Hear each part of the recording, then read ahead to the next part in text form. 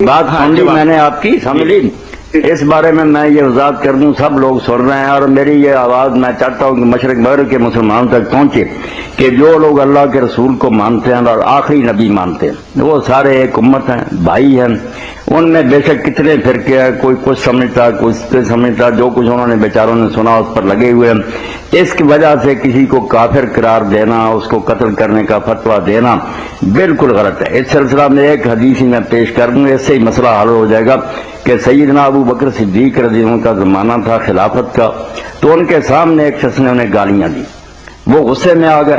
ایک ان کا عقیدت مند بھی پاس بیٹھا تھا، اس نے کہا حضور مجھے اجازت دیں کہ میں اس کو قتل کر دوں۔ جب اس نے یہ اجازت مانگی تو حضرت ابو بکر رضی اللہ عنہ اپنا غصہ پی گیا اور وہ شخص اٹھ کر چلا گیا برا کہنے والا۔ تو بعد میں اس سے پوچھا کہ تو مجھ سے یہ پوچھتا تھا کیا اگر میں اجازت دے دیتا تو نے قتل کر دینا تھا؟ اس نے کہا میں نے کوئی قتل لینی تھی، تو آپ نے فرمایا اسی لیے میں غصہ پی گیا تھا۔ تجھے پتا ہونا چاہیے کہ رسول کریم علیہ السلام کے علاوہ دین میں کسی کا مقام نہیں ہے کہ اس کو کوئی آدمی گالی دے تو اس کو قتل کیا جا سکے، یہ صرف رسول اللہ کی شان ہے۔ باقی جو ہے نا ٹھیک ہے برا ہے کسی نیک آدمی کو برا کہنا، مگر اس سے نہ کوئی کافر ہوتا ہے نہ اس کا قتل جائز ہوتا ہے۔ پوری کتاب اسی دور میں بہت بڑے حنفی عالم تھے، یہ سارے جو ان جماعتوں کے لوگوں کو پڑھنی چاہیے۔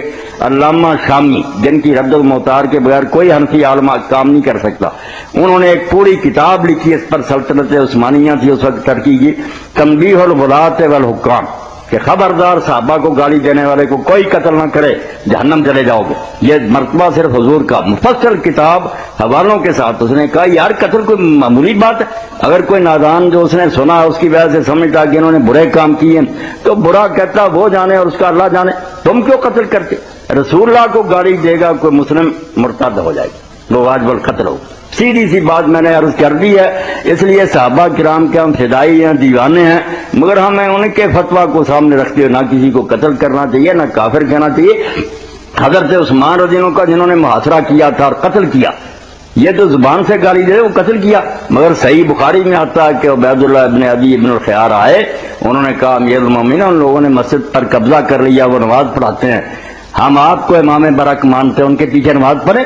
تو حضرت عثمان رضی اللہ عنہ کیسی بے نفسی کا ثبوت دیا کہ نہیں وہ لوگ جب نماز پڑھتے ہیں تو ایک بہت اچھا کام کرتے ہیں، یہ تم ان کے ساتھ مل کر کرو، جب میرے ساتھ ظلم و زیادتی کرتے ہیں اس میں تمہیں حصہ نہ۔ نماز کا کہا کہ نماز ان کے ساتھ پڑھو، یہ بخاری شریف میں ہے۔ اس لیے لوگوں کو نا اپنے جذبات پر قابو رکھنا چاہیے، اندھے جوش میں نہیں آنا چاہیے، نہ کسی کو قتل کرنا چاہیے۔ قتل کرنے والا تو اللہ کی رحمت سے مایوس ہوگا۔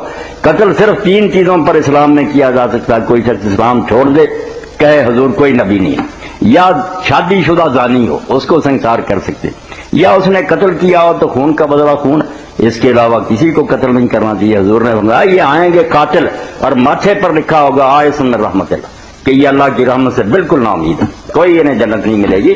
کسی شخص کا قتل کوئی مذاق نہیں ہے۔ جی بہت شکریہ بھائی آپ کا۔